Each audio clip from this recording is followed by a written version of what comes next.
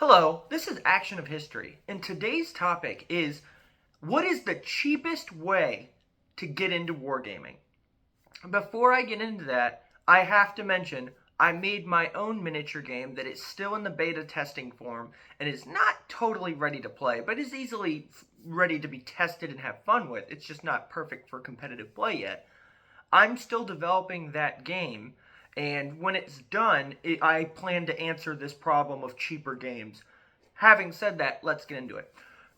Right now, maybe you've liked wargaming from a distance your whole life, but it's so expensive that you've never really been able to invest. So now you've got $100 in your pocket after Christmas, and you decide you want to get into wargaming, and you not only want to get into it, you want to have a fair amount of stuff. Because you're fairly aware that if you get, 5 Space Marines and 5 Tyranids, you're going to burn out on that in about 8 seconds. And you're going to run out of money just by buying those 2 sets. You won't even have enough money to paint them or get the rules. So you have $100. You can't play Warhammer 40K. You really can't. You can play like little versions of the game, kill teams, stuff like that, but you cannot play a full war game for $100. Let's think about other options. Star Wars Legion, that was about $100 for the starter box, and it gave you everything you needed to play a tabletop game. Okay, you could spend it all on Star Wars. That's $100. It doesn't come with paint or spray paint or anything more to use as terrain than the little barriers that it includes. It doesn't have buildings or anything like that. So you just have a bunch of plastic miniatures, no glue because your whole $100 was used. You can never play a fucking war game, and it starts to get frustrating. You're like, okay, maybe if I do this or that. In the end, when you spend $100, it's barely enough to even get your foot in the door. It's no wonder nobody can get into this hobby. That is why I am creating this game, is I don't think it's the best game ever. I don't think it's going to beat 40K. I don't think it's better than one-page rules or anything like that, or bolt action. I literally think it is the cheapest way to play a war game that is still high quality. You are going to get the same high quality experience as if you were playing a rather expensive war game, but you're going to spend very little money. The game that I've created, you could literally play, I added it up, at the very least, you could play it for about $15. So I'll get into that later, and I'm using this as a sales pitch alongside the question of how do we get cheaper? Because in the end, creating this game turned into the answer to that question. A million different answers came up, and I tried to answer it every way I could. So let's start with the soldiers, the miniatures. The most expensive parts of the game are these 2 things usually: the miniatures and the rules. The rules, if you play Warhammer 40K, it is $70 for that hardback rulebook, unless it came in a deluxe set, which you're still paying for it in some way. $70 for that. $50 for each codex for each army. I have 6 armies, so add that up. That's $300. That's $370 just for books without tax. So about $400 just for the rules to play Warhammer 40K for all the armies I want to play. Let's look at my game. My game uses toy soldiers. One second, I am going to... Alrighty, so my game uses toy soldiers, not miniatures. This is a Warhammer 40,000 Astra Militarum infantryman. And you can see he's just some kind of Cadian jungle trooper or something. This is a miniature. These are toy soldiers. They're much bigger. This is considered 54 millimeter or 132 scale, and this is 28 millimeter. So that is them to scale with each other. Here's the difference. For 10 of these, $50. For the cheapest toy soldier, you could get 50 of these for $10 in a whole bunch of different poses. 50. So it's literally a fifth of the price, and you get five times as many troops. Yeah, that's how much cheaper this is. This is the most high quality, expensive toy soldiers on the market. This is made by Toy Soldiers of San Diego. They are extremely well detailed and could easily be painted and made to look just as good as any Wargame piece. These are $25 for 16.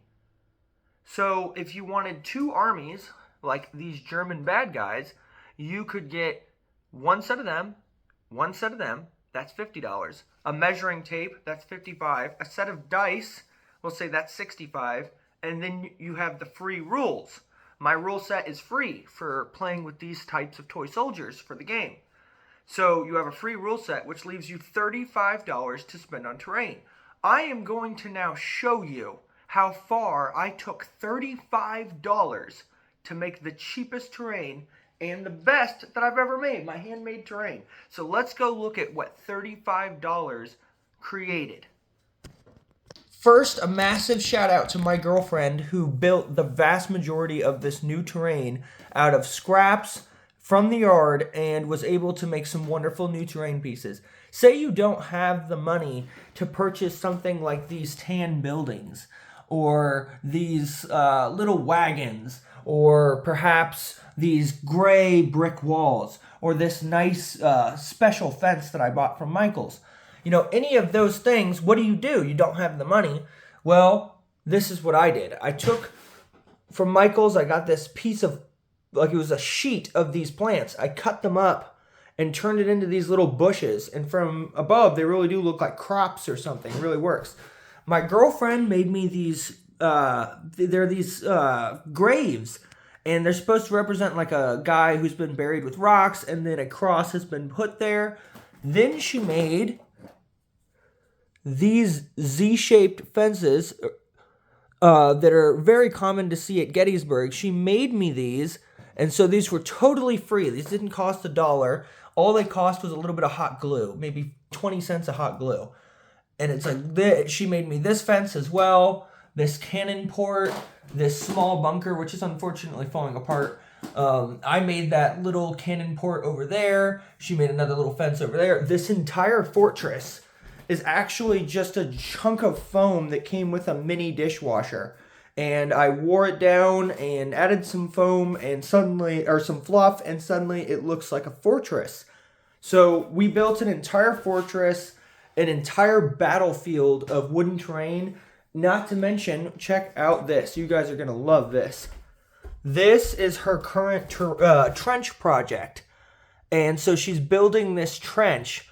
And she plans on building me 5 or 6 of these big trench sets that I can attach and take them all the way across the field for World War I games. This is free. You know, this is sticks from the yard, an old scrap piece of cardboard from an Amazon box, and some cloth that she's sewn into these little sandbags. It really is wonderful stuff. And yes, we are going to be making videos about this very soon. She made these other sandbags over here. And so this is all stuff that just costs virtually nothing.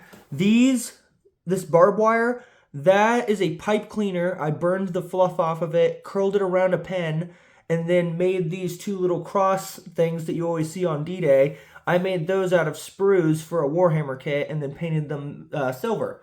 These trees are actually just branches off of a Christmas tree that was like $3. And it produced this many trees, these little snow trees. And so I just clipped the branches off and glued them to coins. The bottom is just pennies and quarters and stuff.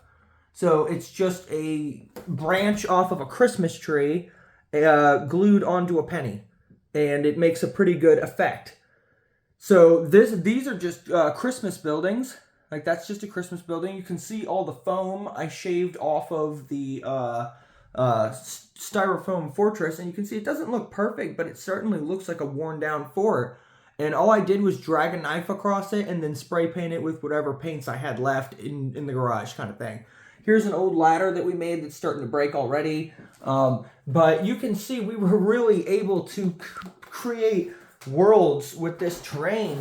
And it really was an incredible experience. She also made me a ton of bunkers for Vietnam. And I'll even show off one last piece. Just look at this. The foam with the buildings, the combination, it just looks really cool. Here's a little stone wall that's just glued rocks together, and it works perfectly. using the toy soldier horses as dead horses on the field. There's these little cross sections, almost look like teepees that you sometimes see on the battlefield. I made a few of those just to add an effect. These houses, all in the $35 budget, $5. Christmas houses that I painted to look like regular homes. And so now I have a church, a barn, and a cabin. And believe it or not, when I first bought these, they had working lights. You can actually still see the light kind of working in the barn. But they had working lights for $5. And then I just painted them up with cheap paints. And I also bought a $5 kit of 10 paint brushes that I used to do it. So with $35, all of this terrain, including this bush with some hay on it and a tree sticking out of it, all of that was made.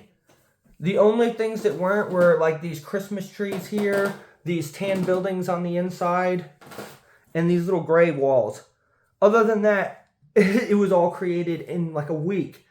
Like this tree that's sitting here, this like stumpy old tree. It's another old thing, just anything we could put together to make this world come to life very quickly. And it just shows this game can be played at $100 and you could have this much terrain. You could have tons of toy soldiers and play really large games. In fact, I found a website that sells World War I soldiers for 20 of them for $10. So I was able to get 120 soldiers for $60. That's 50 cents a soldier. So you could have huge battles that way. And remember, if you spent $60 on that, then you could still afford quite a bit of terrain and stuff. And we're going to make videos on how to make this stuff. How to make your own terrain, how to turn styrofoam into this, where it's, a worn battlefield. I wish I could have done more spray painting. I just ran out. So that's why there's some white showing. But really, it doesn't look bad. We'll show how to do all this so that you can play the world's cheapest and the world's best miniature game. Because I adore this game. It is super fun. And it'd be really nice if other people could enjoy war games at the cheapest cost possible. I imagine you grab some toy soldiers from your son's room, set up some cans on the floor, and you could play this game and pretend, you're wherever you want to be. But if you want to build your own terrain, we're going to show all kinds of tutorials and how to do this. My girlfriend is insanely good at this. It's kind of her thing. We didn't know it was, but she's phenomenal at making me terrain, so we're going to see a lot more of that. So right now we're showing a war game where you can build an entire battlefield this size with... if you used cheaper toy soldiers, you could do all of this for about $100. About $100. You could just eliminate those tan buildings on the inside. Other than that, this could all be done in about $100, and you'd have the rules for free. That's always going to update, always going to have new stuff, and you never are going to have to spend a cent on those rules. So... pretty good stuff. Let's look at her river real quick. This is the river she made, and you can see it's like a trench with some glue river. This is all hot glue, this here. And so she just made this little river. It plants just fine, and I think it could even attach to my trenches if I wanted it to. So these are all her sticks and stuff, all the equipment that she's using to try to make me this terrain, and it's just really cool, and it's free. So we're going to show how you can make free terrain and play just the cheapest war games ever. That's what we really want, for everybody to be able to enjoy such a wonderful hobby without having to be rich and privileged to enjoy it. So let's jump back to me. So now we're going to go look at 40K and look at the difference in cost. Just this orc army, probably $500 or $600. Just this. Not to mention the amount of time it took to make it. Then you look at all this, and it's like, okay, this is so far-fetched. You got to have a good job that's paying well and low bills to enjoy this hobby. And as much as I love it, this over here is my Vietnam game. It costs $40 to get both sets of the Viet Cong and Americans, and it costs $40 to play this. I already had everything else I needed, so it was $40 to jump in on this. Versus, $600. I don't know if this game is 10 times... I don't know if Warhammer 40K is 10 times better than this Vietnam game. It's a little better, but not that much. So, much cheaper options. And you could play this game with paper soldiers, the cheapest toy soldiers you can find, dollar store toy soldiers. It's all acceptable. This type of terrain, which is sold by Battlefield in a Box, that is 440K games, is pretty damn expensive. It's like $25 or $30 for this, and almost $40 for that. So for those two buildings, it'd be $70. But we built this entire terrain field with $35 and a lot of hard work. And it's like, so it's kind of up to you, but you could do this. You can have a wonderful terrain field for less money. This one technically costs more, just because of those two buildings. This little section of snow over here costs more to produce than this entire battlefield for the Civil War. And the reason for that is simply because these buildings were expensive, but I'm also trying not to include these tan ones in here. Those were a purchase for a Star Wars game, and I had to spend $100-something just to have anything that looked like Star Wars terrain. Well, now I'm more willing to just build it myself to make it cheaper, and because when you learn how to make it yourself, other people can learn it and they can make things cheaper. So, I hope with this video, it gave you the idea that there are options. There are other games, there are ways to play these games cheaper. This is the option that I'm creating. As of right now, it has, it has the Civil War with 2 factions. It's got World War II with 3, but it's going to end up having 5 total. So in 5 factions, and then we'll have Vietnam, which has 2, Americans and Vietnamese, but it also has NVA, Marines, light fighter infantry, and air cavalry infantry. All of those are represented by the same toy soldiers. But now I'm going to be adding World War I. Once the toy soldiers get here, I'm going to write the rules based on what they've got and what I see. And then it'll be simple to play World War I games as well. So I intend every time I'm interested in a new historical thing, I'll add to it. If you look on the document that has the rules, there's actual battle reports that I've been putting in throughout my testing. So if you want to see how the games, like in a story-wise, how they turn out, I write them like letters or after-action reports. And they're pretty cool. It's a pretty cool way to see how the game's played out without having to watch a 2-hour video. You can just read the after-action report and get an idea of how the Americans and Germans fought, or how this Civil War battle was a tragedy, or however that is. If you want to go check out those rules, I still, I have to admit, it's not exactly something I would bank my money on yet. It's not done. It needs more work. I need to add more rules. As I play more of it, I realize what I've forgotten to say. For instance, I haven't said anything about terrain, so people might think you can take a horse and have it stand on top of a house, when that's not the case, and it's like little things like that I haven't made a rule to, I'm afraid could ruin the game. Right now, there's balancing issues. The Germans haven't been added to the game yet, or maybe they have. If it's a living document, I'll have to check the link. But the Germans are done, but they were very inefficient, so they have to go back to beta testing, because after 6 games they lost 5, and so they're looking rather lousy. So they needed to go back under the microscope. The Russians will be being added in the next 2 or 3 days. The Russians will be added to the game, then they'll be tested against the Germans, and we'll get them both good to go. So that's the goal for that.